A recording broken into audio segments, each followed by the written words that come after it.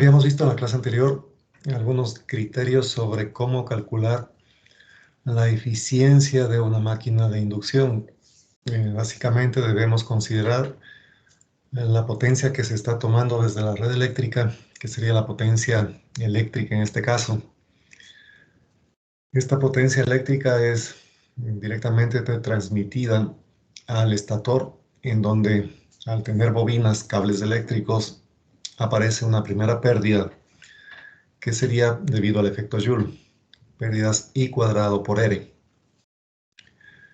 Esta potencia de pérdidas en el estator se representa como PJS, potencia efecto Joule estator. Adicionalmente, similar a lo que pasa en el transformador, también tenemos una pérdida en el hierro. Entonces, esta es la pérdida denominada P sub F, básicamente debido a las corrientes parásitas inducidas en la estructura metálica del estator.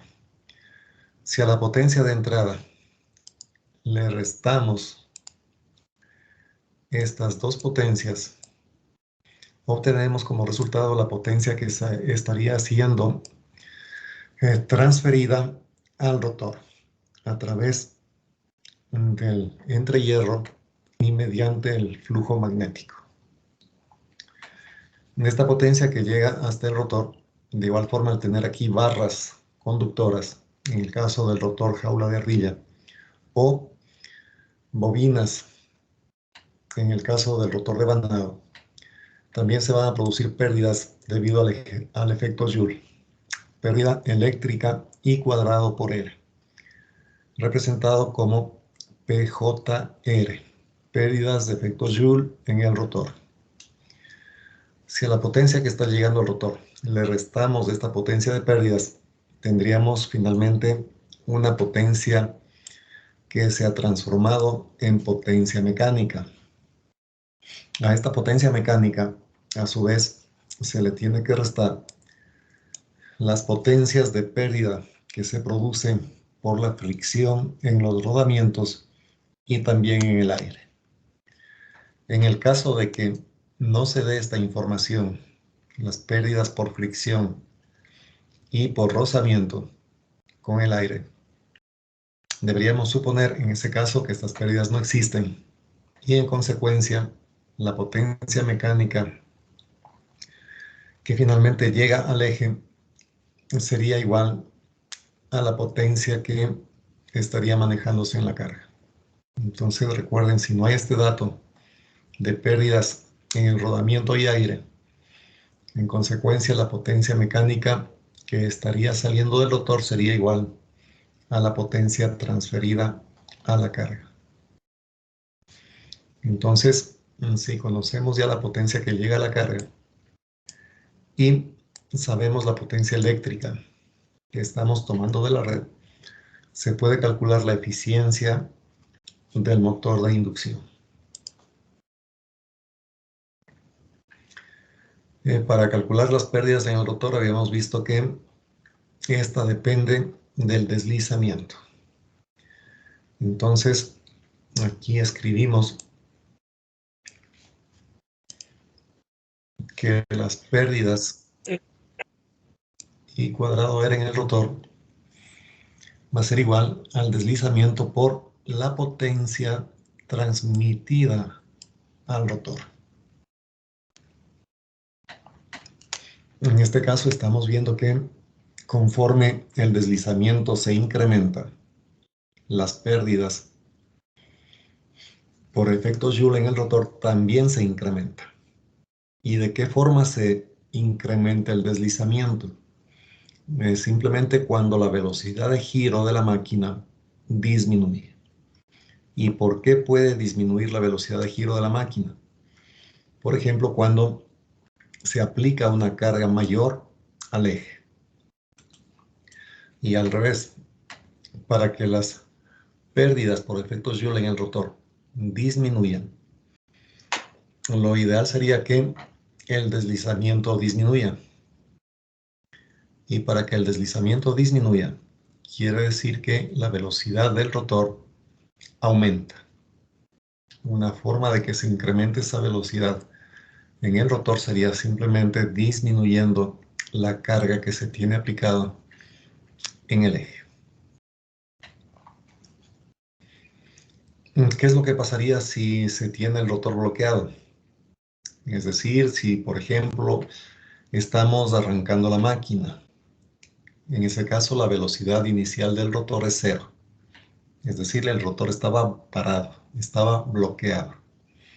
En ese caso el deslizamiento es 1, lo que significaría que toda la potencia que está siendo transmitida al rotor se disipa en forma de calor. Todo sería pérdidas en ese caso. Adicionalmente, si es que estamos en una situación de esas, de trabajar con el rotor bloqueado para alguna prueba de laboratorio, debe mantenerse bloqueado ese rotor durante muy poco tiempo. Caso contrario, se puede dañar la máquina.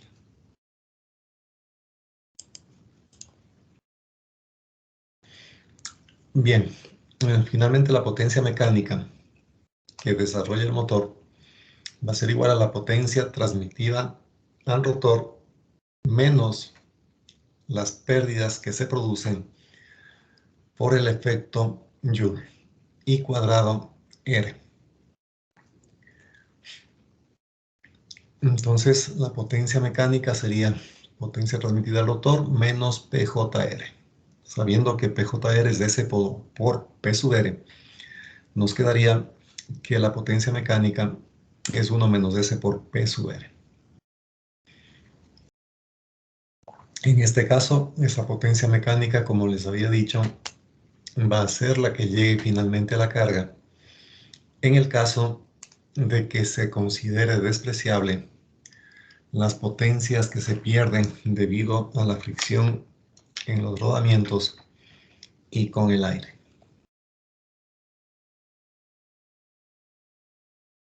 El par o momento de torsión del motor. Básicamente esto que es el torque se puede calcular a través de esta fórmula. 955 por P sub M sobre N. En este caso, el Tm es el torque o momento de torsión desarrollado por el motor a cualquier velocidad, expresado en Newton por metro. El valor de P sub M viene a ser la potencia mecánica desarrollada, que ya sabemos es 1 menos S por P sub R, sobre N, que a su vez depende de la velocidad sincrónica y del deslizamiento. Entonces, esa fórmula finalmente se convierte en esta expresión 955 por P sub R, potencia que está llegando al rotor, sobre la velocidad sincrónica. Entonces, con cualquiera de estas dos expresiones se puede calcular el torque desarrollado. Esa constante que aparece aquí de 955 es para la transformación de unidades, de tal manera que el torque nos quede finalmente en Newton por metro. Aquí debemos reemplazar ver la potencia en el rotor, o la potencia mecánica debe estar reemplazada en vatios. Si es que se da esa potencia en otras unidades, pues habrá que hacer la transformación correspondiente.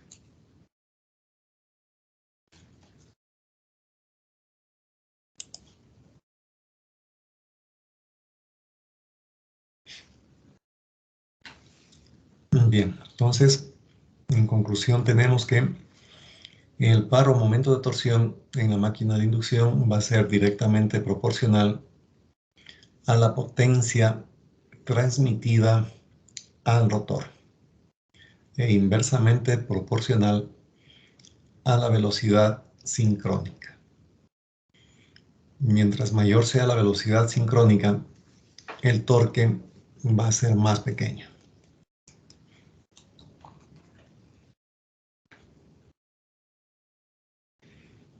Veamos un ejemplo de aplicación de estos conceptos. Un motor de inducción trifásico cuya velocidad sincrónica es 1200 revoluciones por minuto absorbe 80 kilovatios de una línea eléctrica trifásica. Las pérdidas en el cobre y en el hierro del estator son de 5 kilovatios.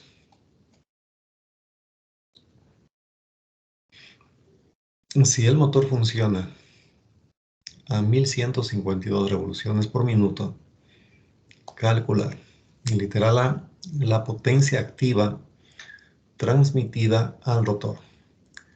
Literal B, las pérdidas I cuadrado R en el rotor. Literal C, la potencia mecánica desarrollada. Literal D, la potencia mecánica suministrada a la carga, sabiendo que las pérdidas por fricción del aire y por fricción en los cojinetes son iguales a 2 kilovatios.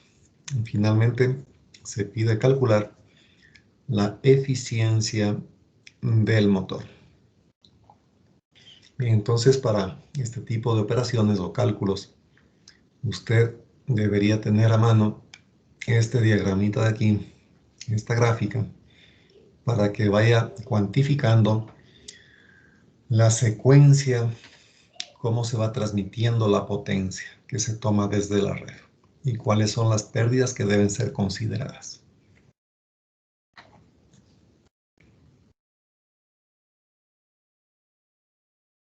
Bien, entonces veamos el literal A.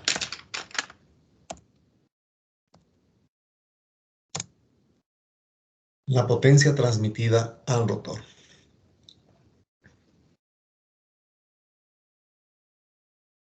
Bien, entonces para esto lo que hacemos simplemente es tomar como dato base la potencia que está siendo tomada desde la red eléctrica. Entonces aquí dice que el motor absorbe una potencia de 80 kilovatios. De esta potencia que está llegando al estator, una parte se pierde en el cobre y otra parte se pierde en el hierro. El enunciado del ejercicio únicamente me da las pérdidas en el cobre. Bueno, pérdidas en el cobre y en el hierro. Están las dos juntas. Y ese total es de 5 kilovatios. En consecuencia, podemos escribir que la potencia activa transmitida al rotor va a ser igual, pongámosle aquí, potencia transmitida al rotor.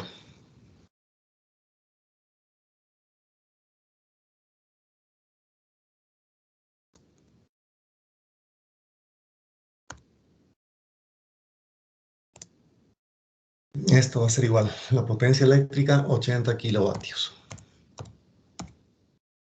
menos la potencia que se pierde en el estator, por efecto Joule y por pérdidas en el hierro, que son 5 kilovatios. Entonces esto me da 75 kilovatios. Esa es la potencia que se está transfiriendo al rotor. El literal B.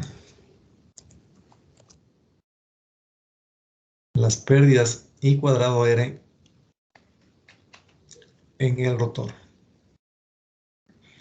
Bien, para sacar las pérdidas I cuadrado R en el rotor se necesita el deslizamiento, ¿sí?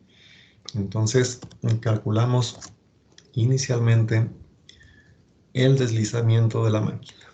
En este caso la velocidad sincrónica es de 1200 menos la velocidad de giro del rotor, que se especifica en el enunciado como 1152 revoluciones por minuto. Entonces aquí restamos 1152 revoluciones por minuto y dividimos esto para la velocidad sincrónica 1200. Entonces este resultado, ¿cuánto le da, señor Alban Eric? Presente, deme un momento, ya le calculo.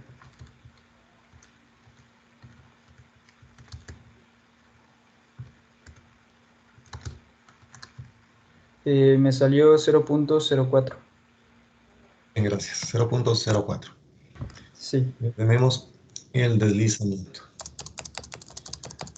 Una vez que tenemos esto ya calculado, podemos calcular a continuación las pérdidas por efecto Joule en el rotor, PJR, que tal como habíamos visto, es igual al producto del deslizamiento S por la potencia que se transfiere al rotor.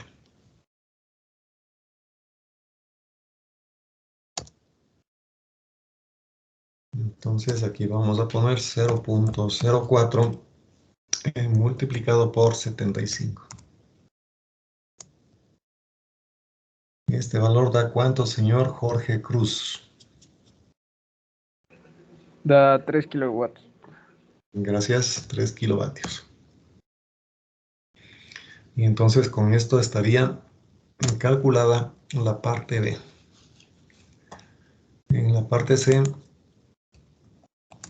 se pide la potencia mecánica desarrollada.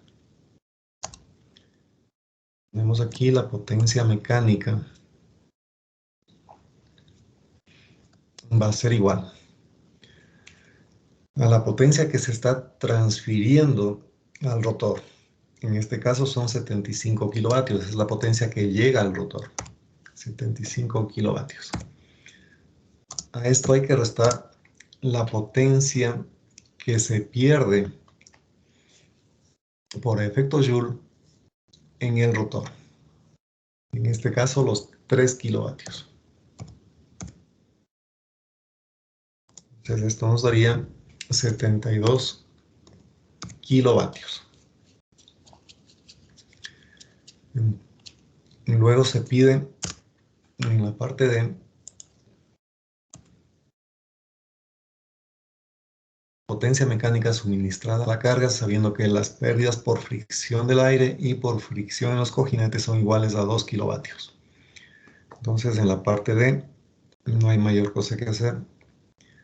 Calcularíamos la potencia que llega finalmente a la carga, haciendo una resta de la potencia mecánica que se desarrolla, que son 72 kilovatios. Restamos las pérdidas por fricción, que serían 2 kilovatios. Entonces tenemos aquí 70 kilovatios, la potencia que estaría llegando a la carga. Una potencia mecánica. Estamos impulsando, generando torque en el eje para accionar una carga. Y esa potencia es 70 kilovatios. Bien, finalmente se pide la eficiencia del motor. Bueno, eso se representa con una letra N.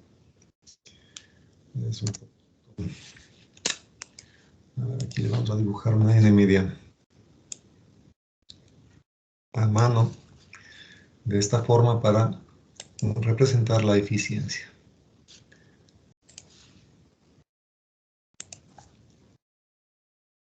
La eficiencia va a ser igual a la potencia que está llegando finalmente a la carga, que son 70 kilovatios.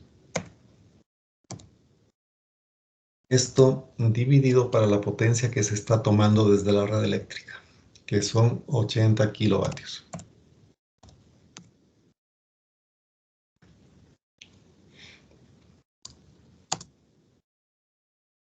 Entonces, ¿esto cuánto da, señor Tukinga Jefferson?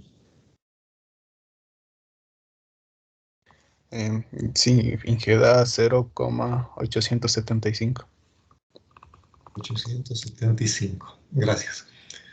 Entonces, en este caso diríamos que la eficiencia en porcentaje es del 87.5%.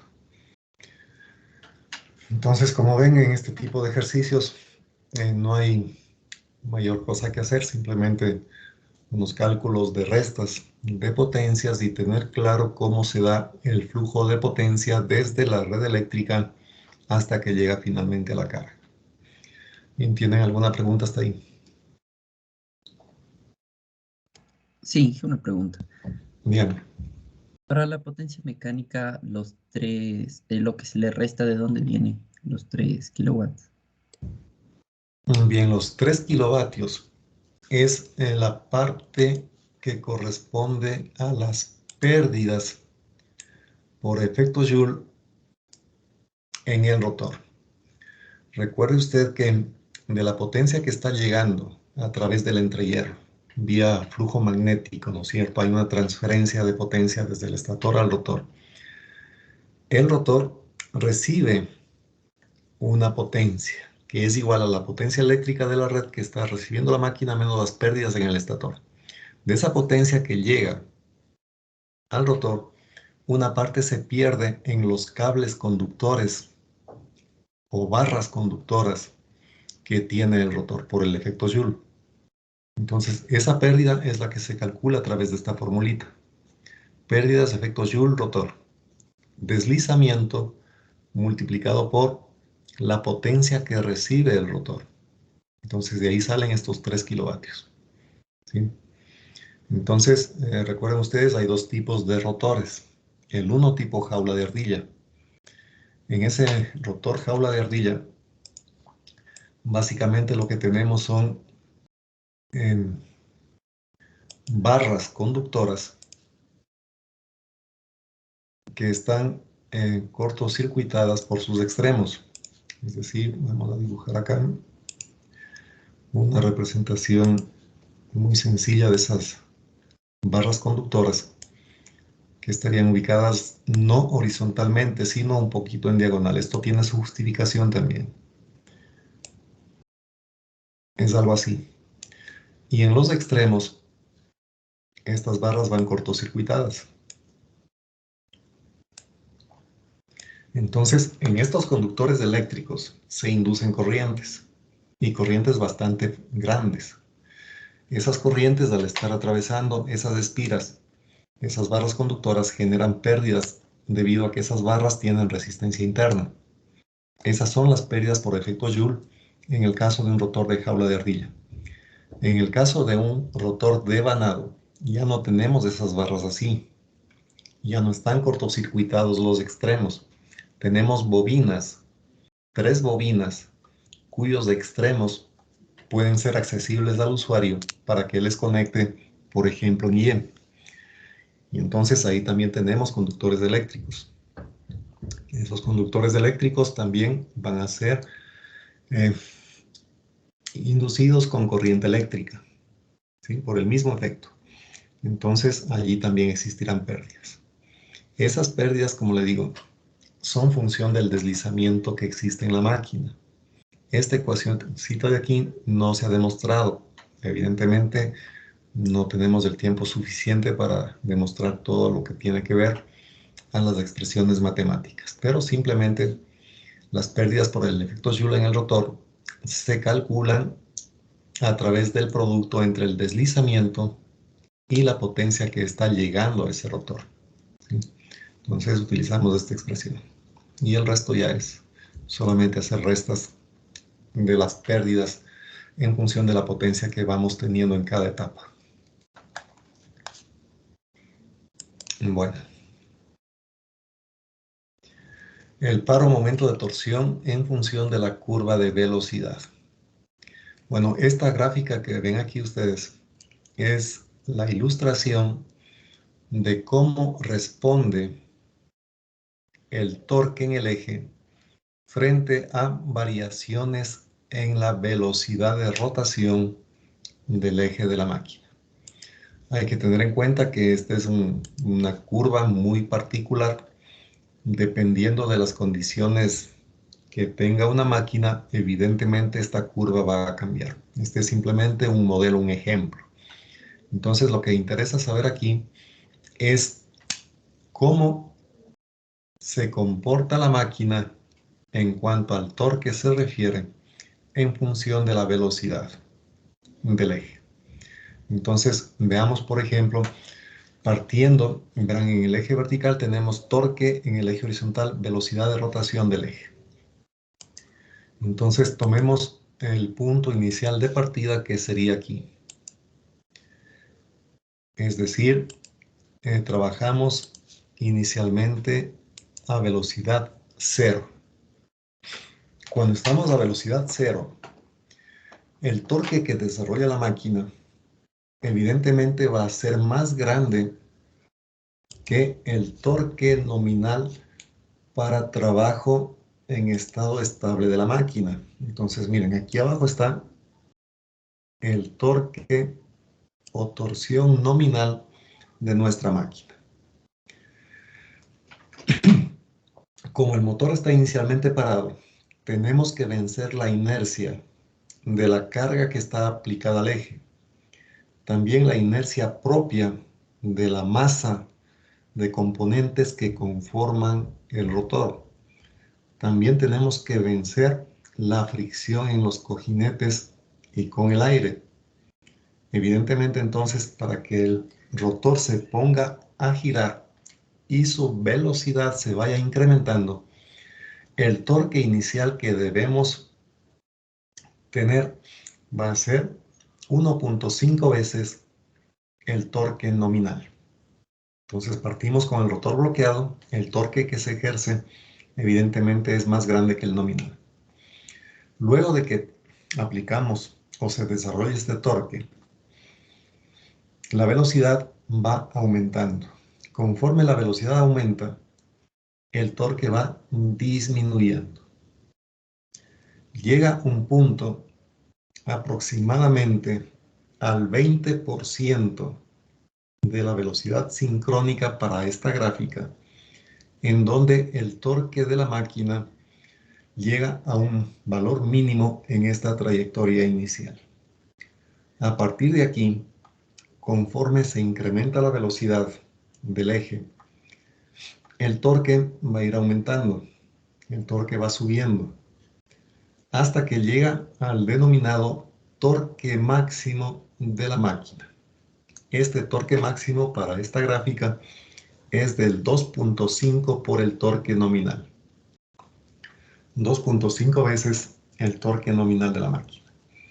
Y a partir de aquí, que es una velocidad en este ejemplo, en esta grafiquita, una velocidad de aproximadamente el 80% de la velocidad sincrónica, a partir de allí, el torque empieza a disminuir conforme la velocidad sigue aumentando. Finalmente, llegamos a este punto en donde el torque desarrollado por la máquina es igual al torque aplicado a través de la carga. En este caso, los dos torques son iguales y la máquina se quedaría trabajando en ese punto. Es decir, miren ustedes, en el eje horizontal tendríamos que este punto corresponde al torque nominal de la máquina y la velocidad a la cual está girando es n en este caso.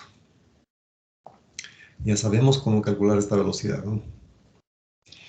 Bien, puede ser también un dato del ejercicio esta velocidad de aquí.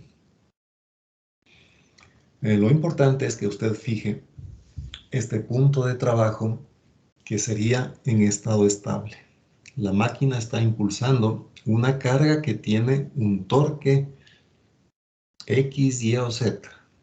Y la máquina justamente está generando un torque equivalente al que tiene la carga, al que exige la carga. Entonces la máquina se quedaría trabajando en este punto. Ahí decimos que si el torque es el nominal, la máquina está trabajando a plena carga.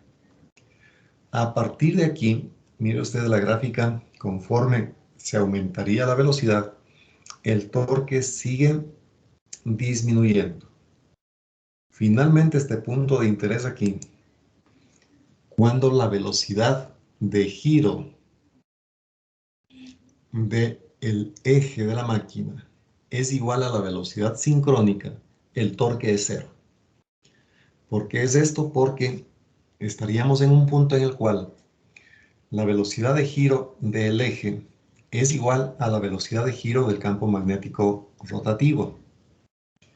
Si es que llegamos a ese punto, evidentemente el motor ya no genera torque. Es decir, tendríamos ahí el caso de que los flujos magnéticos ya no son variables en las bobinas de nuestra máquina y ya no se produce el torque.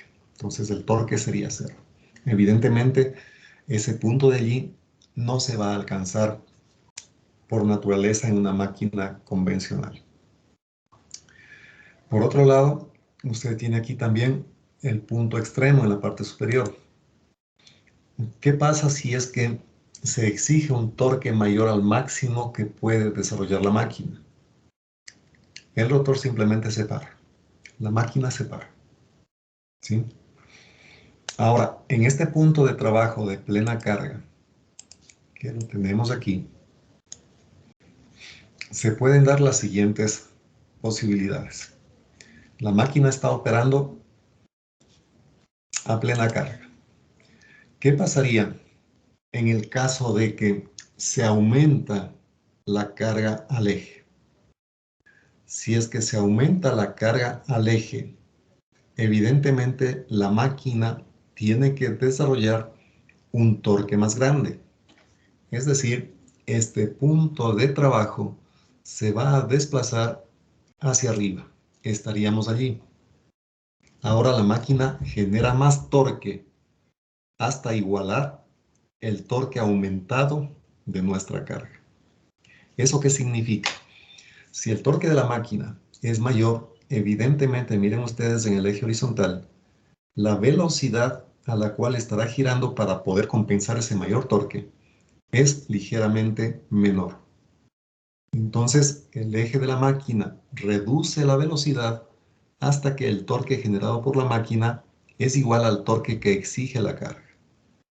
Entonces, estaríamos trabajando en ese caso en este puntito más arriba, allí. ¿Y qué pasaría si es que la carga que tiene la máquina acoplada al eje se hace ligeramente más pequeño? Es decir, el torque que exige la carga es menor. En ese caso, el punto de trabajo estaría por aquí abajo, por ejemplo. ¿Por qué razón? Porque ahora la máquina tiene que generar un torque más pequeño. Eso significa que la velocidad de giro ahora va a ser un poquito mayor. ¿Sí? Entonces nos movemos alrededor de este punto de plena carga, hacia arriba con velocidades más pequeñas o hacia abajo con velocidades más grandes, dependiendo de las condiciones de la carga. Entonces, como les digo, esta es una ilustración de las curvas características torque-velocidad que presentan las máquinas de inducción.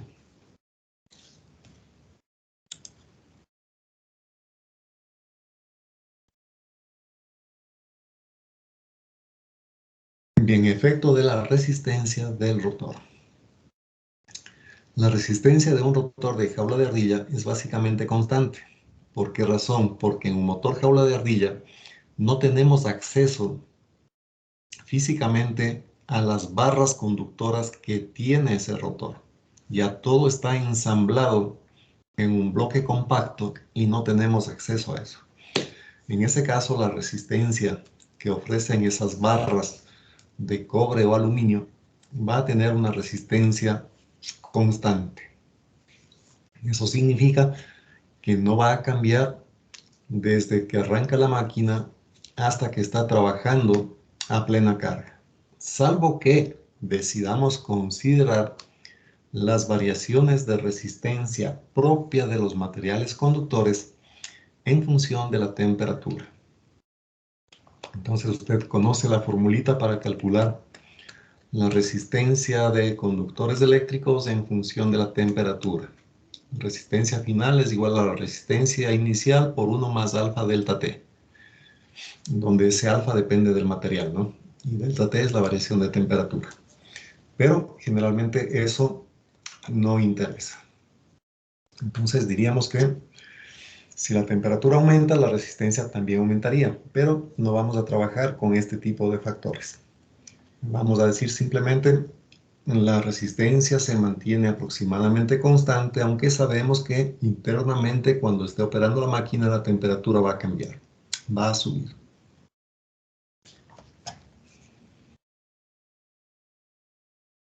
Veamos aquí qué es lo que pasa para un cierto tipo de motor. En este caso es la curva torque-velocidad de un motor de 10 kilovatios a 50 hercios y 380 voltios, que tiene una velocidad sincrónica de 1000 revoluciones por minuto y un momento de torsión a plena carga de 100 Newton metro. La corriente a plena carga es de 20 amperios y la corriente con el rotor bloqueado es de 100 amperios. El rotor tiene una resistencia arbitraria R. Entonces veamos aquí en cada una de estas dos gráficas qué es lo que está sucediendo. Miren que en el caso de esta curva, torsión-velocidad, estamos suponiendo que se trabaja con una resistencia de rotor R. Esto de aquí vamos a modificar posteriormente en las siguientes gráficas. Por el momento decimos, hay una resistencia del rotor R. Estamos trabajando con una máquina que tiene un torque nominal de 100 Newton metro. ¿Sí? Y en esa situación, a plena carga, la corriente sería de 20 amperios. Aquí se da la corriente de arranque al rotor bloqueado de 100 amperios. Entonces, miren cómo se ha generado esta gráfica. En el eje vertical, torque. Eje horizontal, velocidad de rotación del eje. Entonces vemos que para esta característica o para esta gráfica en particular, el torque partió desde 100 Newton metro, es decir, el torque de arranque aquí ha sido igual al torque nominal de la máquina. Conforme la velocidad aumenta, el torque fue aumentando hasta llegar al torque máximo, 250 Newton metro en este caso, 2.5 del torque nominal. Y luego, conforme sigue aumentando la velocidad, el torque empieza a disminuir. En esta parte de aquí es la región de trabajo normal de la máquina de inducción, en esta parte que va bajando, ¿no? Entonces, ese torque fue disminuyendo hasta que finalmente se alcanza el torque nominal, los 100 Newton metro. En ese punto la velocidad es de 960 revoluciones por minuto. Para el torque máximo de 250, la velocidad ha sido del 80% de la sincrónica, es decir, 800 revoluciones por minuto. Aquí estaría el punto de trabajo estable, ¿no? Si es que la velocidad sigue aumentando, quiere decir que el torque que requiere la carga es menor. Y estaríamos en esta zona. Eso en cuanto a la curva torque-velocidad. ¿Qué pasa con la corriente? Aquí tenemos la gráfica de la corriente que requiere la máquina en función de la velocidad. Entonces, mire, cuando la velocidad vale 0, estamos hablando de corriente de arranque. Y la corriente de arranque, en este caso, ha sido 5 veces la corriente nominal. Arrancamos con una corriente de 100 amperios, ¿verdad? ¿Sí? Cuando el rotor estaba parado. Conforme aumenta la velocidad del eje, esta corriente empieza a disminuir. Esa corriente sigue disminuyendo hasta que finalmente el eje alcanza la velocidad nominal de 960 revoluciones por minuto. A esa velocidad nominal tengo también la corriente nominal que es 20 amperios. Si es que la velocidad aumentara, por ejemplo, la corriente que requiere la máquina sería más pequeña. Evidentemente porque el torque que estaría exigiendo la carga en ese caso va a ser más pequeño también. ¿Sí? Entonces, aquí estas grafiquitas pueden ser muy ilustrativas, sobre todo cuando usted tiene los datos de fábrica de una máquina.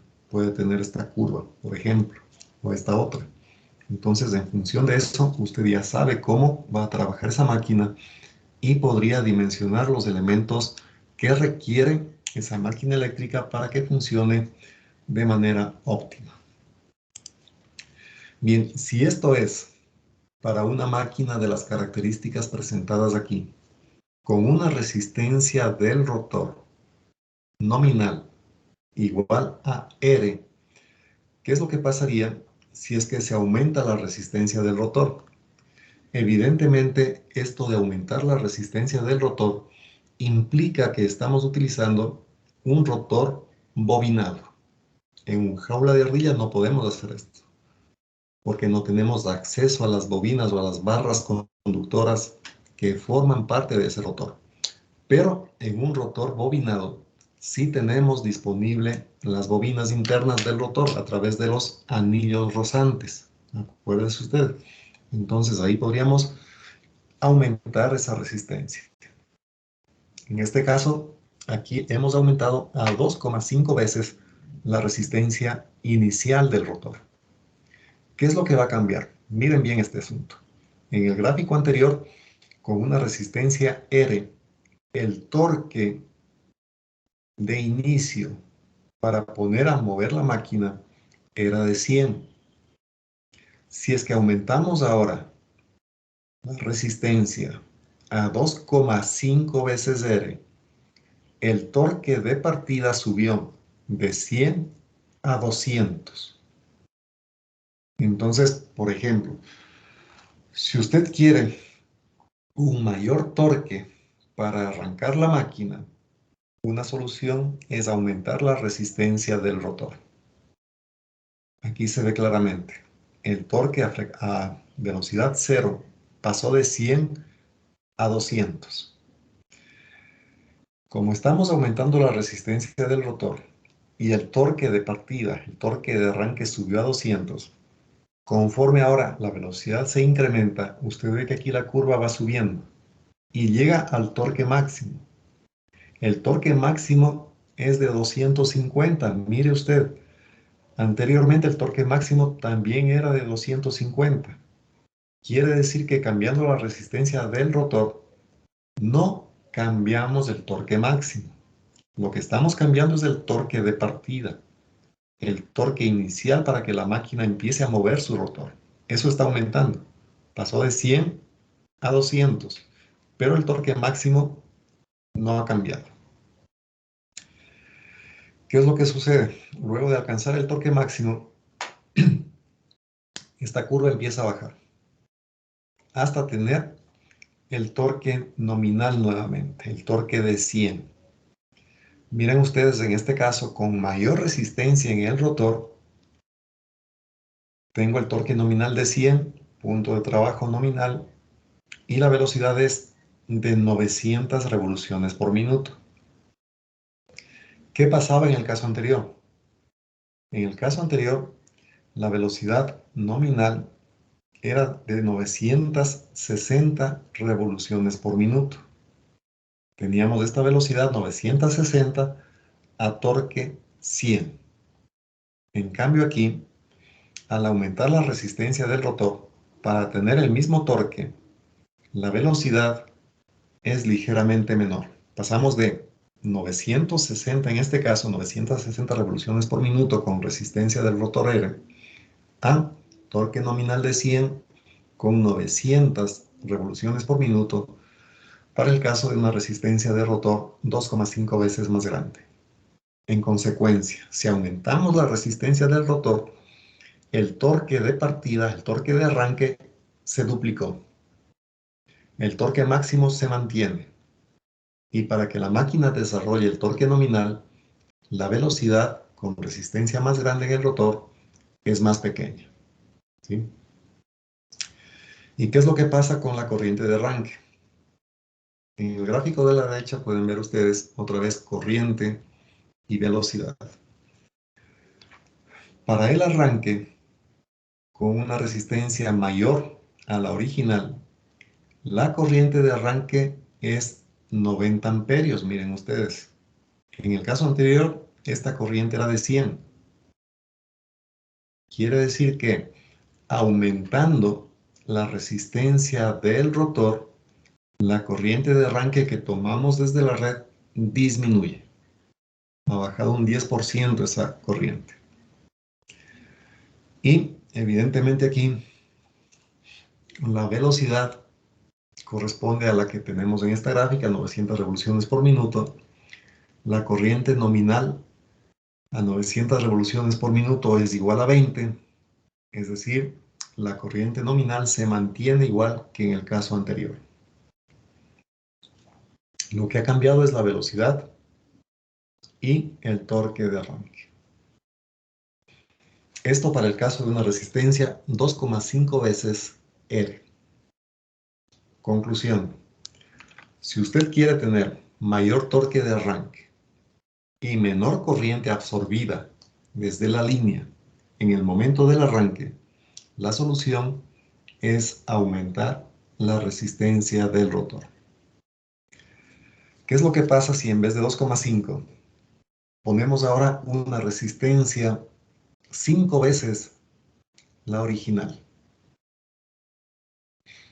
Miren aquí, la curva ha cambiado notablemente ya. Ahora tenemos un torque de arranque de 250 Nm. Ojo con esto, 250 Nm. Esto era el torque máximo que podía desarrollar la máquina en los dos casos anteriores. Entonces, con una resistencia de rotor 5 veces la inicial, en el arranque tenemos un torque igual al máximo que puede manejar la máquina. ¿Qué pasa con la corriente? La corriente se ha hecho más pequeña todavía, vea, al momento del arranque. ¿Pero qué significa? Si bien es cierto, hemos mejorado el torque de arranque, lo cual es bueno, y hemos reducido la corriente de arranque, que también es bueno. Sin embargo, para trabajar al torque nominal, en este caso la velocidad es más pequeña, es 800 revoluciones por minuto. ¿Cuál es la corriente que está operando, que tiene la máquina en esta situación? Sigue siendo la corriente nominal de 20, aunque la velocidad ha disminuido a 800. Entonces aquí usted saca conclusiones de cuáles son los parámetros que se mueven o que cambian conforme aumentamos la resistencia del rotor. Esto también le lleva a usted a la siguiente conclusión. En el arranque es preferible tener una resistencia grande en el rotor, pero esa resistencia en el rotor no me conviene tenerla de forma indefinida. ¿Por qué razón? Porque la velocidad que deseamos no es 800 que tenemos en este caso, no es 900 que tenemos en este otro caso, y a lo mejor sí es los 960 que teníamos inicialmente. ¿Eso qué quiere decir? Que en el arranque usted pone una resistencia más grande y conforme va ganando velocidad la máquina, usted puede ir disminuyendo esa resistencia hasta que finalmente le deje en el valor original. Entonces, con ello, estaríamos trabajando a la velocidad nominal de 960, pero hemos mejorado el torque de arranque y hemos disminuido la corriente que tomamos desde la red. Ese sería el caso óptimo. Trabajar con resistencias de arranque elevadas en el rotor y conforme gana velocidad la máquina, vamos eliminando, vamos cortocircuitando esas resistencias hasta que finalmente las eliminamos completamente y dejamos únicamente la resistencia interna de las bobinas. ¿Sí? Ese sería el procedimiento. Bueno, esta es una técnica de arrancar la máquina, evidentemente, que se utiliza. Arrancar con resistencias externas y luego las vamos eliminando. Bueno, aquí hay un caso adicional que está puesto para el análisis. Cuando la resistencia del rotor es 25 veces la resistencia inicial, vea usted que no hemos mejorado el torque, más bien hemos bajado el torque de partida. Y adicionalmente la corriente de partida ya es la nominal. Entonces, aquí estamos trabajando ya con algunas curvas para que usted vea los efectos de incrementar esa resistencia y en función de estas tablas o estos cuadros, usted vea cuál es el valor de resistencia que más le convendría poner a una máquina en particular para el arranque. Bien, entonces, aquí se concluye algunas cuestiones que ya hemos mencionado. En condiciones de funcionamiento es preferible tener una baja resistencia en el rotor porque esto evidentemente disminuye pérdidas y nos aproxima a la velocidad de trabajo nominal. La velocidad disminuye mucho, menos al incrementar la carga y el deslizamiento al momento de torsión nominal es pequeño. Bueno.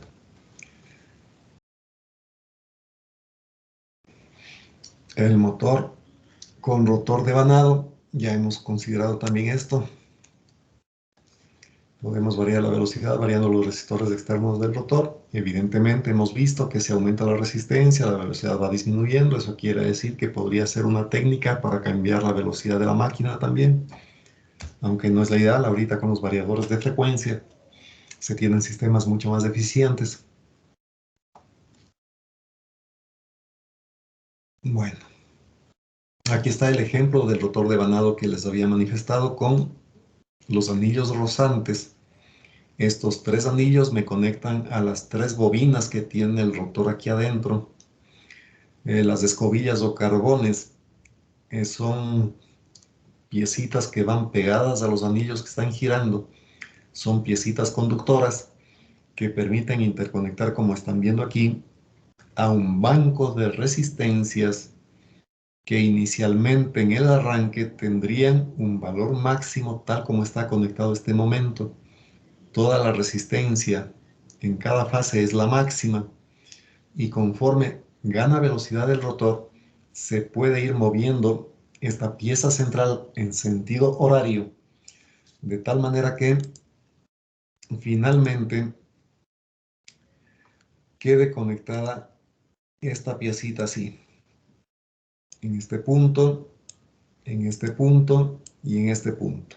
Es decir, finalmente quedan cortocircuitadas esas resistencias ya cuando la máquina ha arrancado completamente. Entonces, evidentemente era un método de arranque de la máquina y sigue siendo un procedimiento válido para arrancar la máquina de inducción que se puede utilizar con los fines que acabamos de estudiar. Bien, ¿alguna pregunta hasta ahí?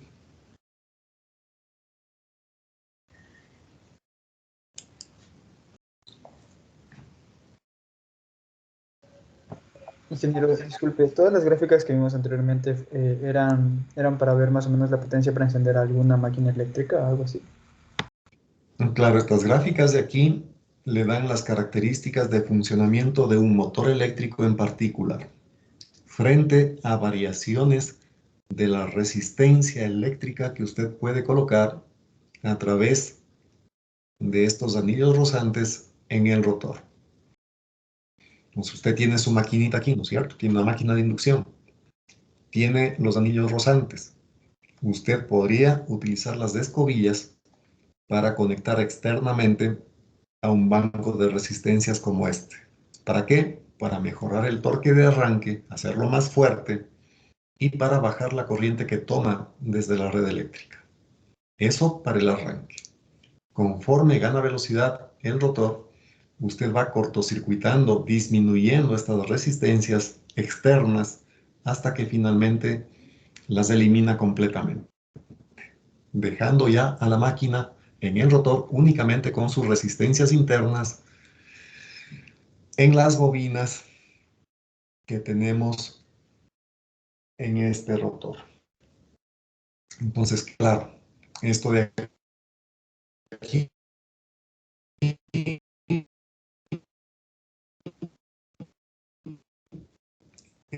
es para un motor en particular. Si es que usted tiene una maquinita y podría generar curvas, un minuto, pues un tacómetro, un tacómetro digital, por ejemplo, y con eso iría sacando los puntos para generar estas curvas. ¿Bien? Igual cosa, aquí necesitaría un amperímetro para ver cuál es la corriente que tome en el arranque de la máquina, y en función de la velocidad que tiene en un instante, ir generando todos estos puntos aquí. Esto les sirve para entender cómo reacciona, cómo responde la máquina frente a variaciones en la resistencia del rotor.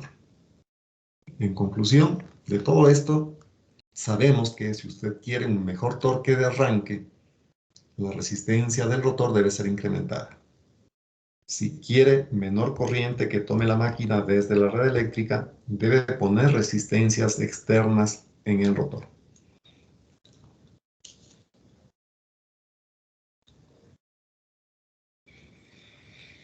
Bueno, ¿qué pasa cuando la máquina eléctrica está funcionando, por ejemplo, a distintas condiciones de torque? ¿O qué pasa si el deslizamiento cambia? ¿O qué pasa si el voltaje que se aplica a la máquina es diferente? Entonces, todas estas son condiciones que se pueden analizar a sí mismo a través de estas curvas características, en donde tenemos acá el paro momento de torsión en el eje vertical y la velocidad en el eje horizontal. Si partimos de una curva a condiciones nominales, evidentemente el punto de trabajo estable va a estar aquí. A ver, pongamos un puntito. Estaríamos allí. Pero ¿qué pasa si, por ejemplo, hemos conectado resistencias al rotor? Esta característica que se ve prácticamente como una recta en esta parte de la curva, en donde está el punto de trabajo, va a desplazarse. Por ejemplo, si cambia la resistencia del rotor o cambia el voltaje de alimentación de la máquina, en vez de tener esta recta más vertical, a lo mejor tenemos esta otra, que tiene menor pendiente. Y el punto de trabajo a lo mejor cambió a esta parte de acá. Entonces aquí hay algunos factores que debemos considerar que pueden hacer que la característica de la máquina sea diferente en el punto de funcionamiento. Entonces se puede demostrar que a frecuencia nominal, el deslizamiento S, el momento de torsión o torque, el voltaje de línea E y la resistencia del rotor están relacionados por la expresión siguiente. El deslizamiento va a ser igual o es directamente proporcional al torque o par a la resistencia del rotor e inversamente proporcional al cuadrado del voltaje que recibe la máquina. En función de esta expresión de aquí, se puede obtener una formulita muy general y que puede ser utilizado en cualquier momento. Esta fórmula nos dice lo siguiente: el deslizamiento en una condición particular de trabajo, este S sub X que están viendo aquí, va a ser igual al deslizamiento nominal o a condiciones iniciales, si usted quiere, multiplicado por el torque a condición final, multiplicado por la resistencia del rotor a condición final y dividido por el voltaje aplicado como alimentación al estator al cuadrado en condición final. Entonces aquí los índices X representan condiciones finales de trabajo. Cuando alguno de estos parámetros, llámese torque, resistencia o voltaje, hayan cambiado. Y los índices N se refiere a condiciones nominales o condiciones iniciales de la máquina. Entonces, de acuerdo a esto, usted podría tener, por ejemplo, dos condiciones que cambian en la máquina. Por decirle, el voltaje que aplica, el voltaje final que aplica y la resistencia final que pone en el rotor. Estos parámetros han cambiado. Usted podría tener un deslizamiento final en ese caso. ¿Qué es lo que pasa si estos parámetros, resistencias y voltajes, no cambian? Pero es el torque el que está cambiando. Usted también podría saber cuál es el deslizamiento final bajo esa situación de que cambió el torque, ¿sí? Entonces, en definitiva, esta formulita relaciona deslizamiento, torques, resistencias de estator y voltajes aplicados al estator para condiciones iniciales y finales.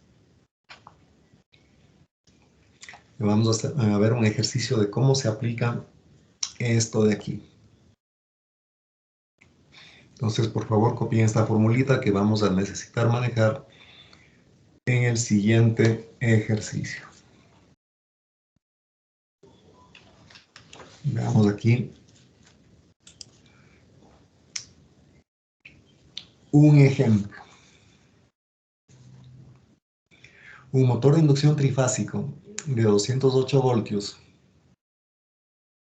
cuya velocidad sincrónica es de 1200 revoluciones por minuto, funciona a 1140 revoluciones por minuto cuando se conecta a una línea de 215 voltios e impulsa una carga de par o momento de torsión constante. Quiere decir que no vamos a cambiar el torque aquí. Calcule la velocidad si el voltaje se incrementa a 240 voltios. Entonces, mire, aquí estamos hablando de una máquina en donde el torque aplicado al eje va a ser constante. Sin embargo, las condiciones de trabajo en cuanto al voltaje aplicado han cambiado. Inicialmente tenemos un motor, voltaje nominal 208 voltios y ahora se ha puesto un voltaje de alimentación de 240 voltios. Entonces queremos ver cómo va a ser la condición de trabajo de la máquina en esta situación. Se pide para ello calcular la velocidad final de trabajo. Entonces veamos cómo tenemos que resolver este problema.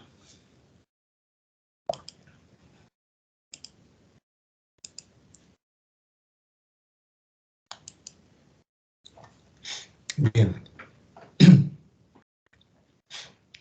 Entonces aquí el motor inicialmente dice que está conectado a una línea de 215 voltios.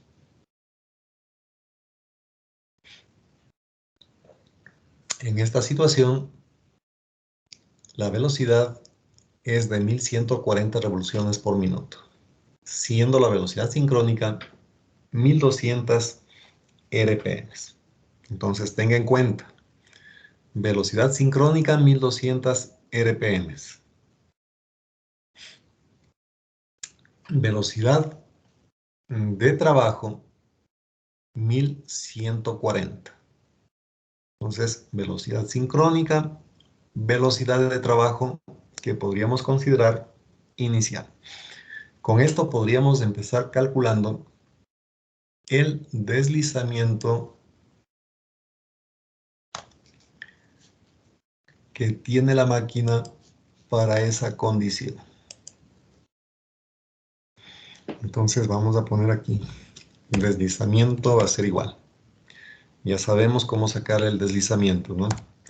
Velocidad sincrónica menos la velocidad del rotor, n, dividido esto para la velocidad sincrónica. Bien, entonces, aquí escribimos. Velocidad sincrónica, 1200 RPM, menos velocidad de funcionamiento, 1140 revoluciones por minuto. Esto dividimos para la velocidad sincrónica, que es 1200. Entonces, en este caso estamos trabajando con la alimentación de voltaje de 215, no se olvide. Lea bien el ejercicio. Dice un motor de inducción trifásico de 208 voltios, cuya velocidad sincrónica es de 1200 RPM, funciona a 1140 revoluciones cuando se conecta a una línea de 215 voltios. Entonces, este deslizamiento es a 215 voltios. ¿Cuánto da este valor de S, señor Prado Alex? Buenos días, Inge. Me da 0.05. Gracias, buenos días. 0.05. Ya tenemos el deslizamiento. Bien. Ahora el tema es que a 240 voltios, el momento de torsión de la carga y la resistencia del rotor no han cambiado, ¿sí? Mire usted, ¿qué es lo que dice el problema? Calcule la velocidad si el voltaje se incrementa a 240. El voltaje está cambiando.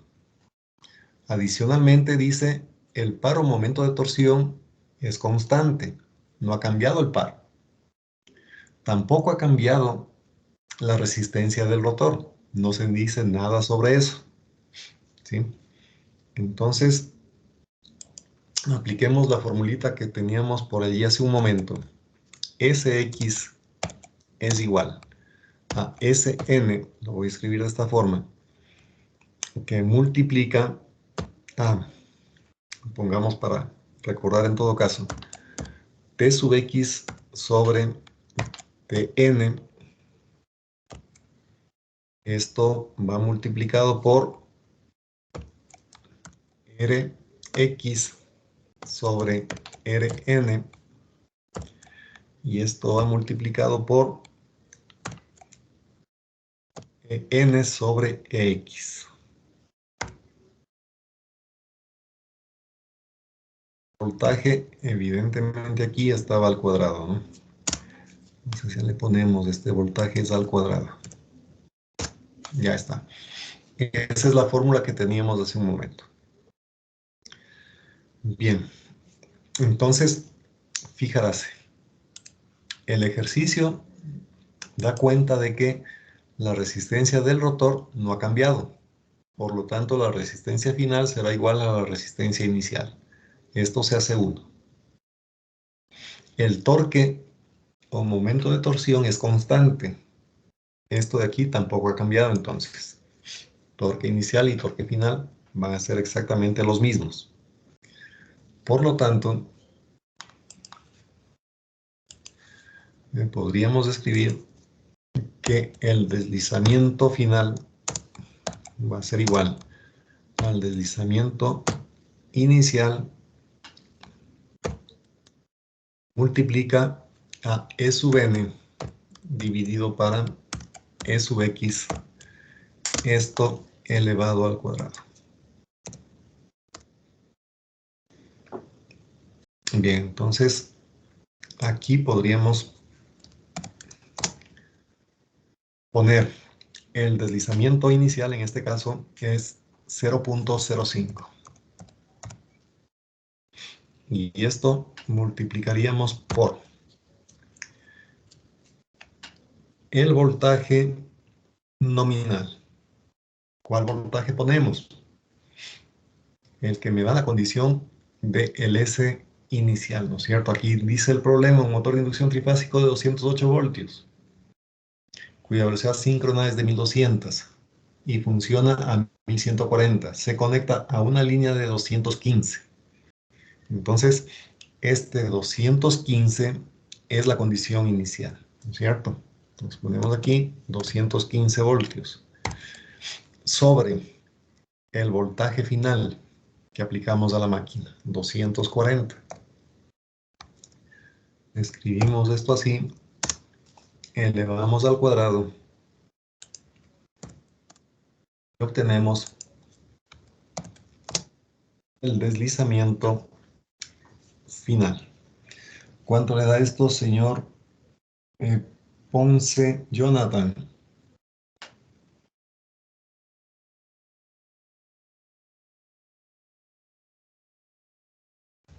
Yo lo estoy calculando, profe.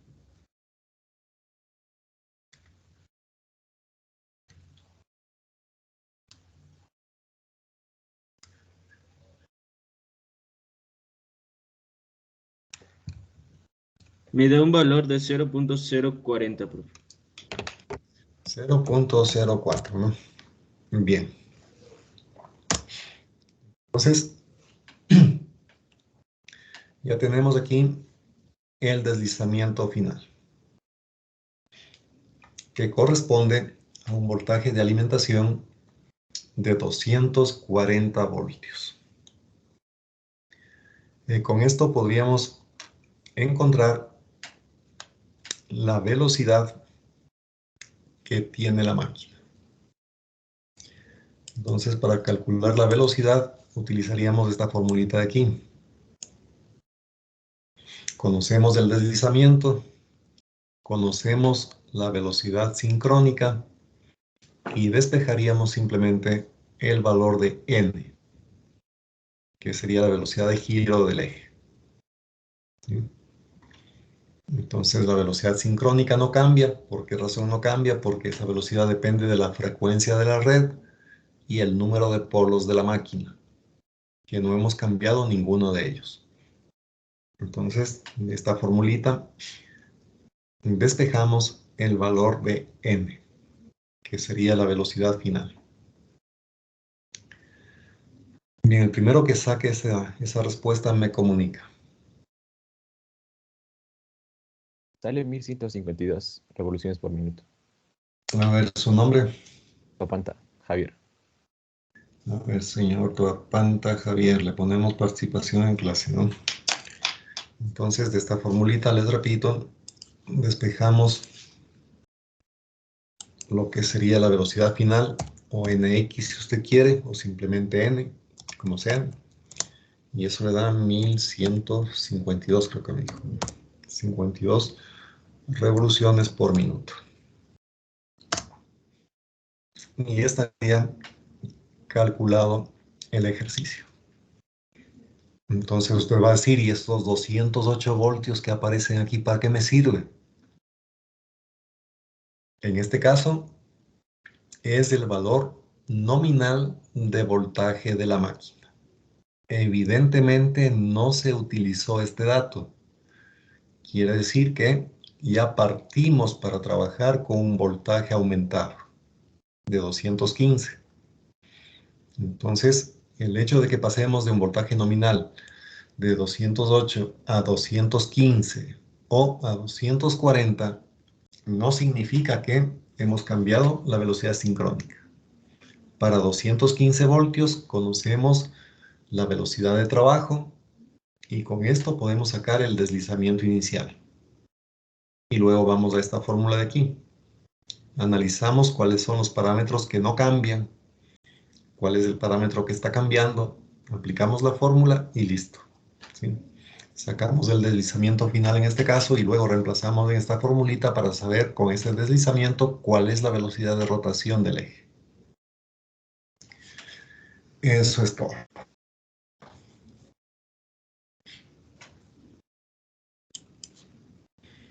Veamos este otro ejemplo. Un motor de inducción trifásico con rotor de vanado de 4 polos tiene una capacidad de 110 kilovatios 1760 revoluciones por minuto, 2.3 kilovoltios y 60 hercios. 3 resistores externos de 2 ohmios se conectan en Y a través de los anillos colectores del rotor. En estas condiciones, el motor desarrolla un par o momento de torsión de 300 Nm a una velocidad de 1000 revoluciones por minuto. Calcule la velocidad con un par o momento de torsión de 400 Nm. Literal B, calcule el valor de los resistores externos de modo que el rotor desarrolle 10 kilovatios a 200 revoluciones por minuto. Entonces, para este ejercicio van a necesitar esta formulita para el deslizamiento final en función de estos parámetros y también la formulita del torque mecánico desarrollado por la máquina en función de la potencia del rotor y la velocidad sincrónica. Entonces, piensen en cómo se debería desarrollar este ejercicio. Les voy a dar unos 3 minutos para que razonen el problema y luego vemos cualquier inquietud que ustedes tengan.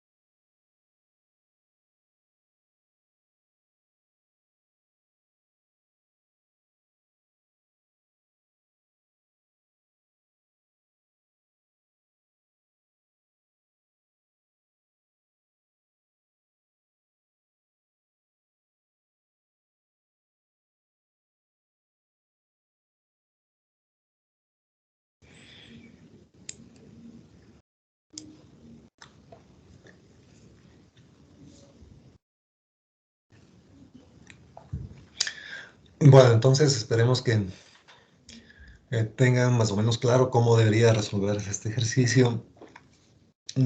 Vamos a ver algunas condiciones que debieran ser consideradas para ello.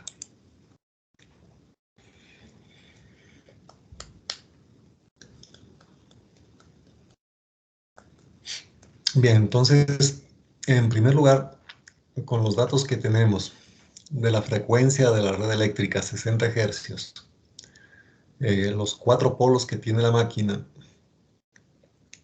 se podría empezar calculando la velocidad sincrónica. Entonces, la formulita que sabemos es 120 multiplicado por F, en este caso son 60 hercios, y dividimos esto para el número de polos, que son 4. Entonces sería 3 por 6, 18.800 revoluciones por minuto. Esa sería la velocidad sincrónica. Luego el problema nos dice que el motor tiene una velocidad nominal de 1.700 revoluciones por minuto, pero esa velocidad no es precisamente la que tiene en condiciones de trabajo. Dice que 3 resistores externos de 2 ohmios se conectan en Y a través de los anillos colectores del rotor. En estas condiciones, el motor desarrolla un momento de torsión de 300 Nm. Entonces podríamos poner aquí que el torque inicial,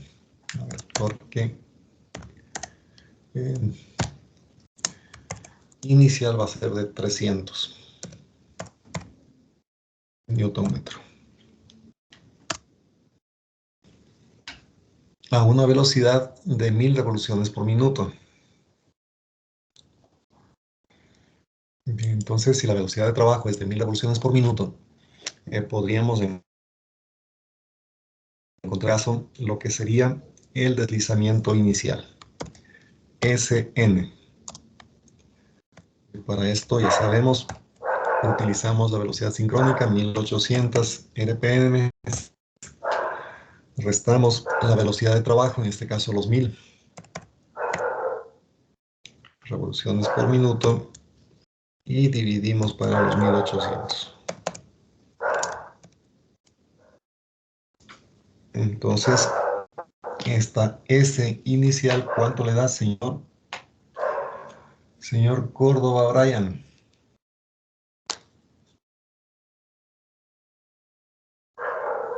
Buen día, profe. Buenos días. Me da 0.44. Gracias, 0.44. Ya está. Ese es el SN, ¿no? El deslizamiento de partida. Bien.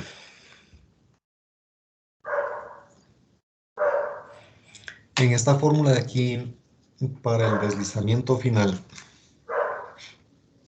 tenemos el nominal, el que acabamos de calcular. Adicionalmente, debemos analizar qué pasa con los torques. Dice, calcule la velocidad con un paro momento de torsión de 400 Nm. Quiere decir que aquí el torque está cambiando, ¿no? ¿Qué pasa con las resistencias? En el caso de las resistencias, sabemos que está trabajándose con 2 ohmios por cada fase.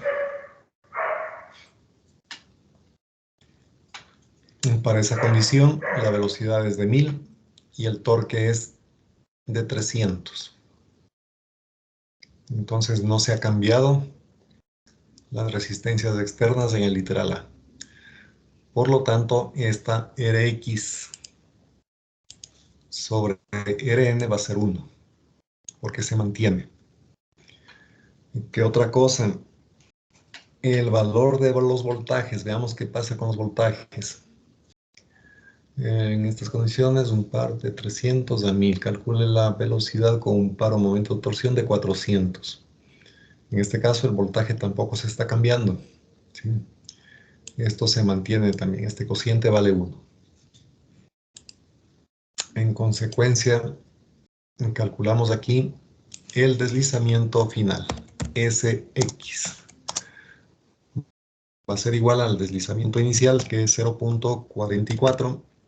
Esto va multiplicado por, pongámosle, el torque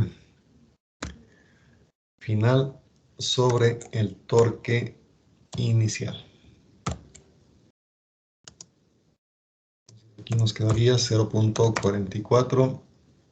Multiplicamos por el torque T sub X. Dice que la velocidad con un par o momento de torsión de 400. Ese va a ser el torque final, ¿no es cierto? 400 le ponemos aquí sobre el torque inicial.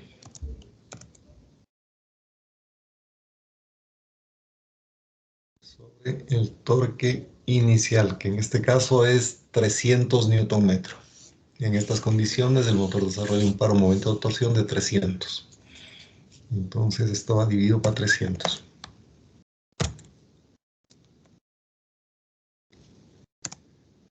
Bien. Entonces, esto nos da ¿cuánto, señor Peña Santiago?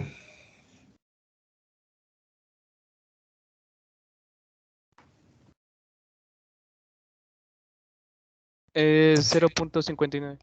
0.59. Gracias. Bien, entonces ya tenemos el deslizamiento final que alcanza la máquina. Y otra vez, aplicando la formulita del deslizamiento, podríamos encontrar la velocidad de giro bajo estas condiciones. Entonces, el deslizamiento, no se olvide, velocidad sincrónica. Velocidad sincrónica menos velocidad de giro del rotor sobre velocidad sincrónica. Aquí conocemos la velocidad sincrónica, conocemos el deslizamiento final, podemos sacar en consecuencia la velocidad n, que sería la nx, si queremos representar de esa forma. Entonces, ¿cuánto da esta velocidad, señor Pedraza Mateo? Un momento, sí, el cálculo.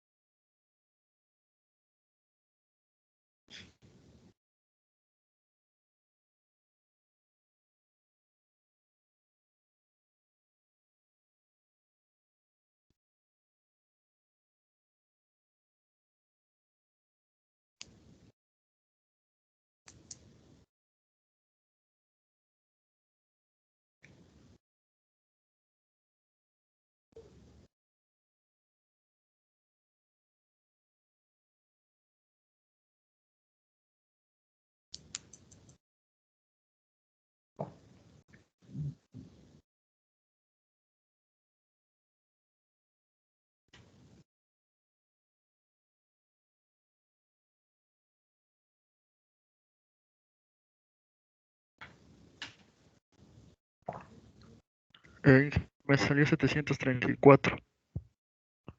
Bien, gracias. 734 revoluciones por minuto. Entonces estaría resuelta la primera parte. La velocidad para el sector de 400 Nm sería de 734 revoluciones por minuto. Esto para el literal A.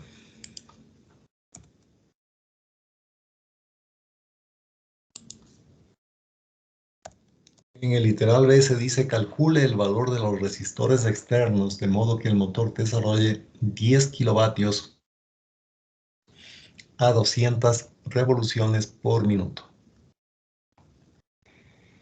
Bien, entonces, en este caso, la formulita que nos permite relacionar el torque con la potencia es esta de aquí. Ahora se está pidiendo cumplir con 10 kilovatios a 200 revoluciones por minuto. Entonces, podemos escribir lo siguiente. Este vendría a ser el torque final. Torque T sub X va a ser igual a 9.55 multiplicado por la potencia que se nos pide desarrollar, 10 kilovatios. En este caso, 10 kilovatios, 10.000, ¿no? 10 kilovatios y dividimos para la velocidad a la cual se está desarrollando ese torque, que serían 200 revoluciones por minuto.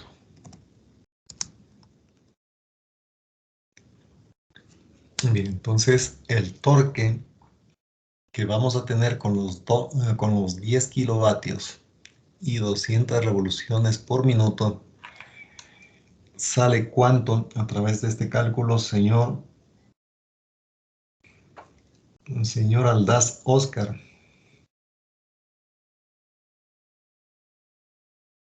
Buenos días. Sale 477.5. 177.5 newton metro, ¿no? Ya. Ese es el torque que necesitamos. Ahora, para que esto sea posible, evidentemente debemos observar que este torque no supere al torque nominal de la máquina. ¿Sí? ¿Y cómo sacamos ese torque nominal?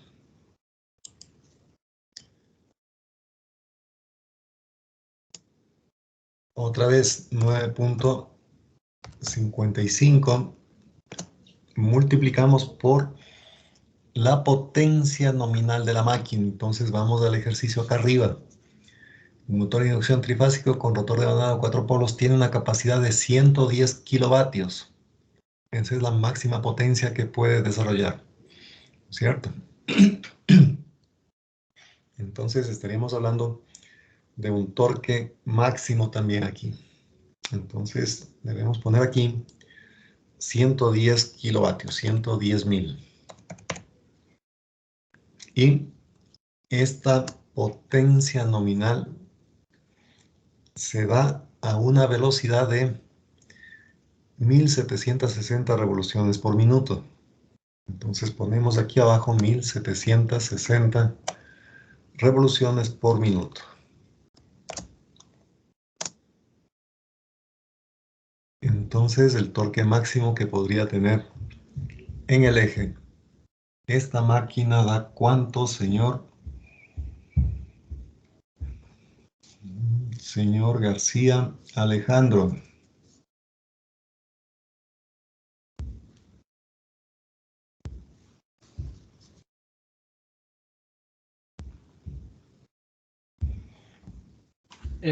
¿Sí me escuchas? ¿Se me oye? Sí, sí, escucho. A mí me salió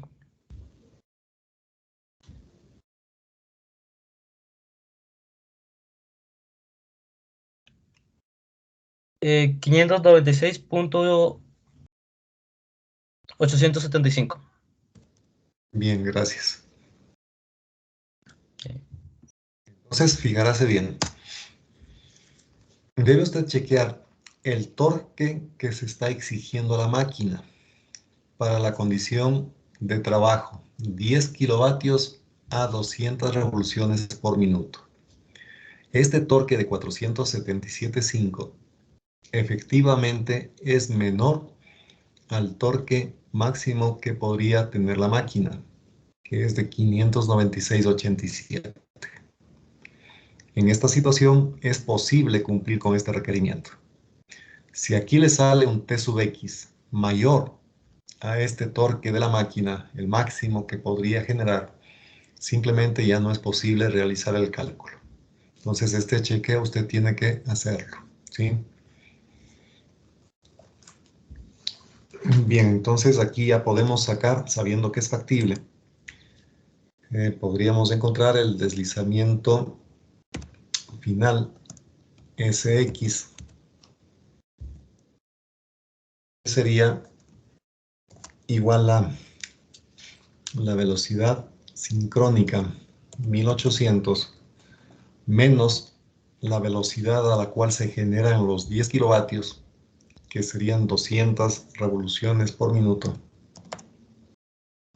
Esto iría dividido para los 1800. Entonces, este cálculo le da ¿cuánto, señor Díaz Aníbal?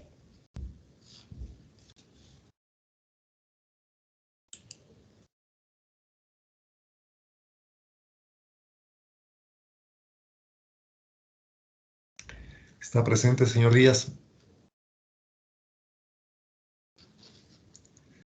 Le ponemos una falta, ¿no? Entonces, señor Enríquez William.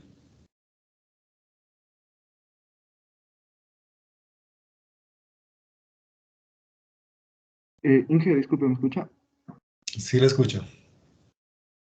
Me sale 0,88. Bien, 0,88. Gracias. Bien, entonces, ahora aplicamos esta formulita de aquí arriba, ¿no? Esta que tiene el S sub X, deslizamiento final. Ese deslizamiento final vale 0,88 y va a ser igual a el deslizamiento nominal. El deslizamiento nominal. O inicial, si usted quiere. Eso lo encontramos aquí arriba. De 0,44. Ponemos 0,44. Esto va multiplicado por torque final. El torque que se pide cumplir es de 477,5. Entonces ponemos 477,5.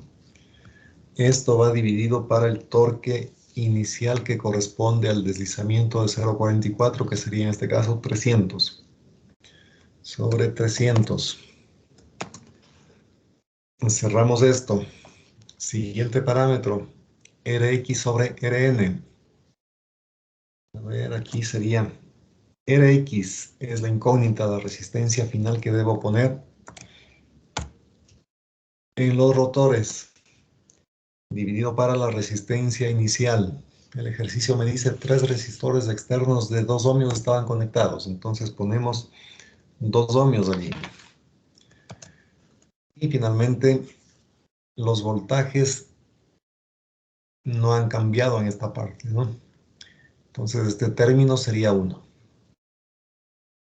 De esta ecuación, por lo tanto, habría que despejar únicamente el valor de Rx. Entonces, el primero que tenga este Rx despejado me comunica. 2.51. A ver, el primerito que me dijo, repítame por favor. 2.51. A ver, escucho una voz de fondo allí, como un poco lejos. ¿Cómo se llama usted? Salazari. Señor Salazar. Entonces le vamos a poner una participación en clase.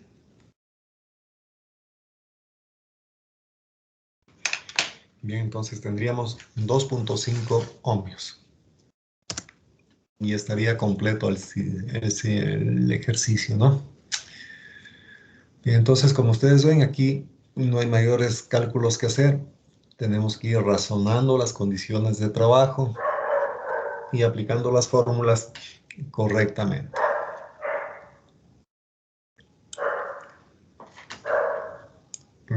Entonces, vamos a continuar.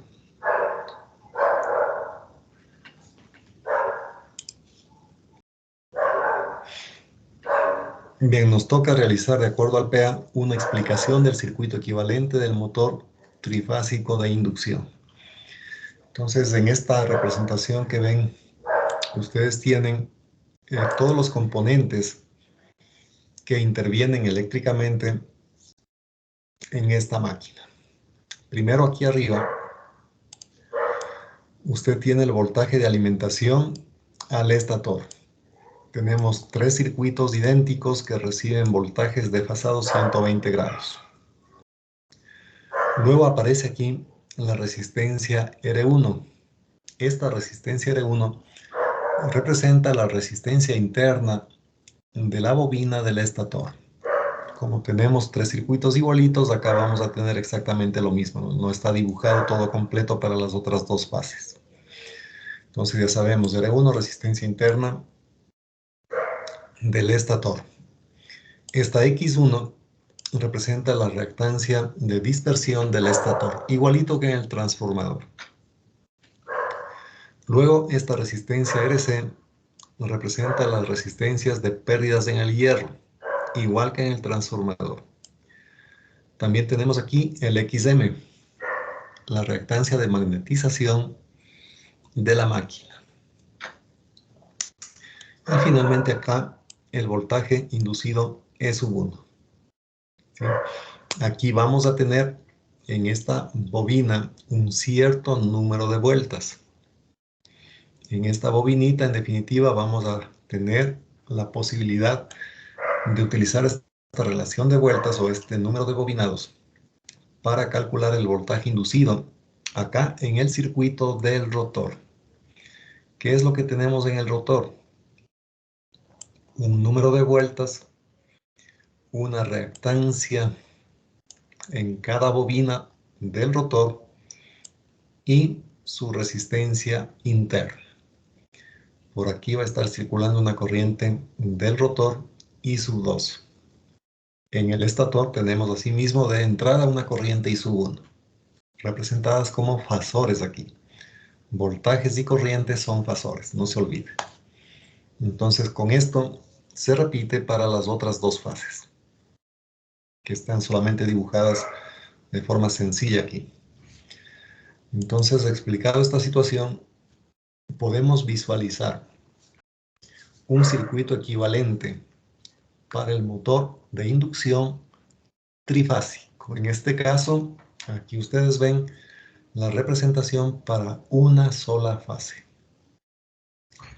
Ya sabemos de forma similar que en el caso del transformador, esta sería la resistencia del primario. Aquí estamos hablando de una resistencia R1 del estator. En el transformador esta era la reactancia de dispersión. Igual cosa sucede aquí. X1 sería la reactancia del devanado del estator. Acá RP, la representación de las pérdidas que tenemos en el hierro. XM, la reactancia de magnetización. Bueno, aquí está finalmente el voltaje E1, que es el que va a generar o va a inducir el voltaje E2. Como ya vimos en la teoría, este voltaje inducido depende del deslizamiento, ¿no? Entonces va a ser S por E1. Tanto la frecuencia como el voltaje dependen del deslizamiento. Y acá arriba tenemos la reactancia X2, que corresponde al devanado del rotor. Esta resistencia R2 que aparece aquí, finalmente, es asimismo la resistencia de la bobina del rotor. En cada fase tenemos exactamente lo mismo, ¿sí? Entonces aquí están todos los parámetros eléctricos que intervienen en el circuito equivalente para una fase en el motor de inducción trifásico. Evidentemente aquí el mecanismo para resolver esto parte de la base o el fundamento de lo que son los fasores y también la resolución de circuitos eléctricos. Entonces note que este voltaje terminal o de entrada está anotado en forma fasorial, igual a corriente I sub 1.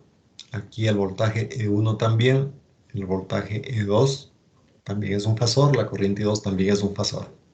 Entonces aquí necesitamos manejar fasores y circuitos eléctricos para poder realizar cualquier cálculo que se requiera. En esta parte que sería el secundario de un transformador, que en este caso es el circuito del rotor, se puede calcular la corriente I2 en función de los valores que aparecen aquí. Eso es lo que está hecho acá. El valor de la corriente I2 en módulo va a ser igual al módulo del voltaje inducido E2 sobre el módulo de esta impedancia que aparece aquí. Es un número complejo. Parte real sería R2 y parte imaginaria S por X2. Entonces, esta impedancia, que es la suma de estos dos componentes, tiene un módulo. Aquí está visto en forma rectangular. Si le paso a forma polar, esta impedancia va a tener un módulo que es raíz cuadrada de la parte real al cuadrado más la parte imaginaria al cuadrado. Entonces, eso usted lo está observando aquí. En este caso, como le digo, es el módulo de I2 lo que se estaría calculando acá, con el módulo del voltaje E2 dividido por el módulo de la impedancia.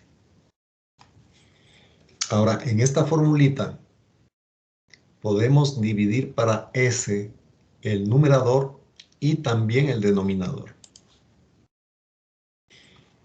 Al momento que hacemos esto, obtenemos una fuente de alimentación equivalente, un voltaje inducido equivalente, que ahora se llama E2 sobre S. Mire aquí en el numerador, tenemos E2 sobre S. Estamos modelando en definitiva otro circuito a partir de esta ecuación.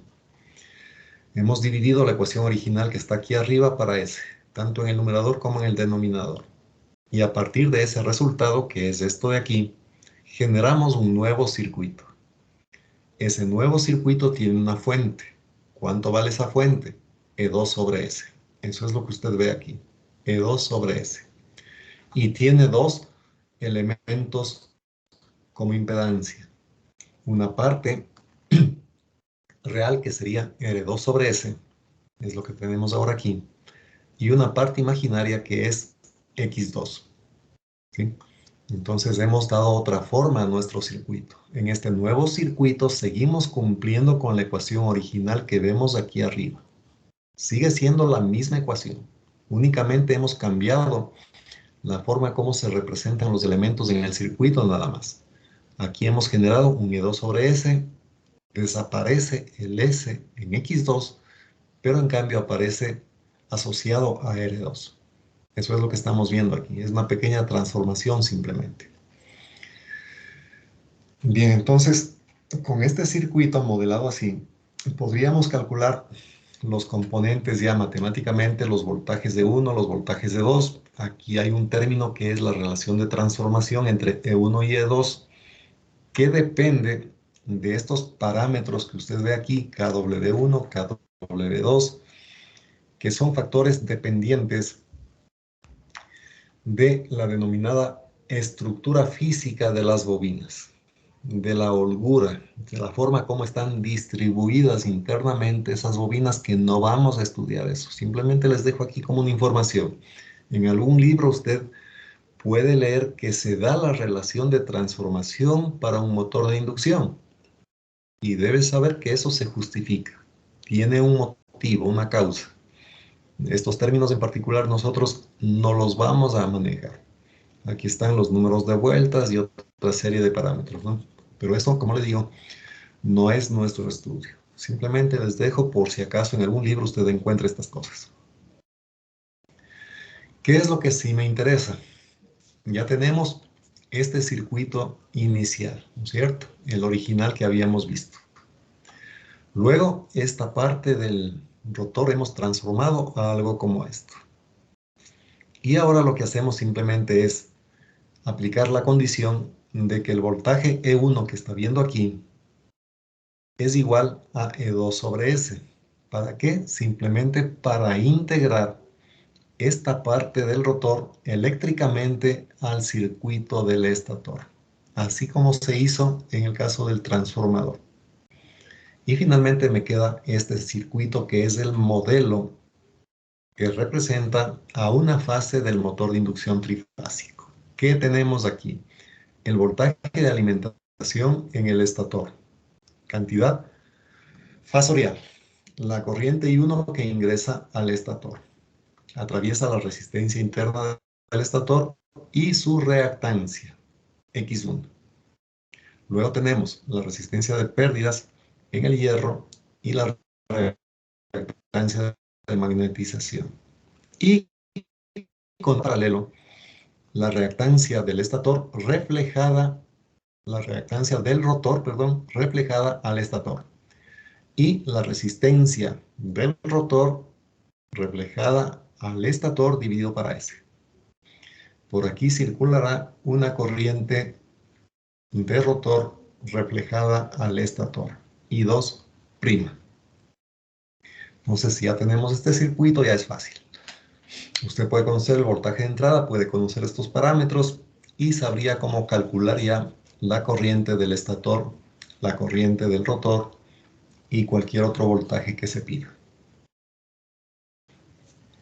Entonces, tenemos esto finalmente como circuito equivalente.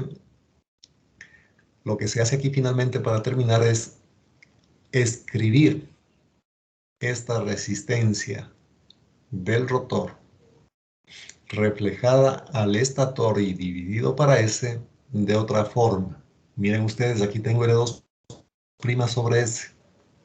Acá tenemos R2' y otro término, R2', 1 menos S sobre S. Es exactamente lo mismo. Si usted suma esta R2' con este otro término de aquí, el resultado va a ser R2' sobre S. Lo mismo que tengo aquí. Entonces es la misma cosa. Sino simplemente se descompone este término, dejándolo como parte independiente, uno de ellos, y la otra parte dependiente del deslizamiento. Esta es la denominada resistencia dinámica que representa la carga mecánica del rotor, ¿sí? Para eso se asocia con el deslizamiento.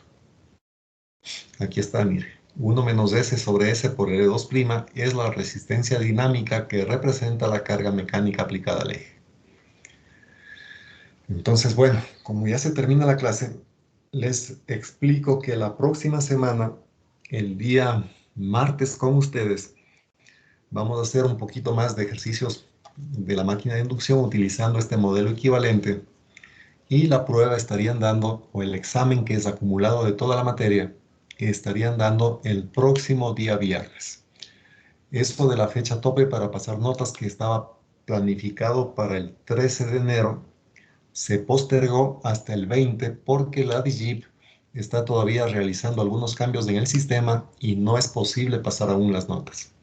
Entonces no hay problema, nosotros damos el examen el próximo viernes y deben ustedes preparar adecuadamente la materia porque ese es un examen de todo lo que hemos visto. Tiene que saber circuitos magnéticos, tiene que saber algo de fasores, tiene que saber algo de electricidad, métodos de resolución de circuitos, tiene que saber motor de inducción, ¿sí?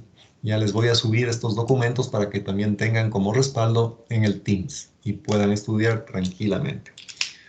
Bien, ¿alguna pregunta?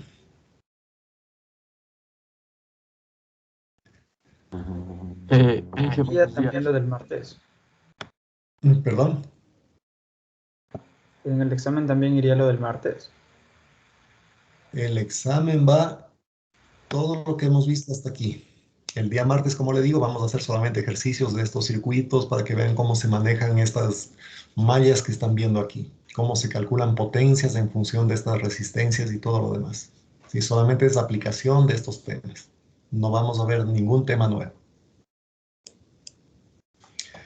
Bien. Entonces, como quiera, sería hasta este tema, ¿verdad? Así es. Sí, justo hasta lo que vimos hoy el día de hoy. Ok, muchas gracias, ingeniero.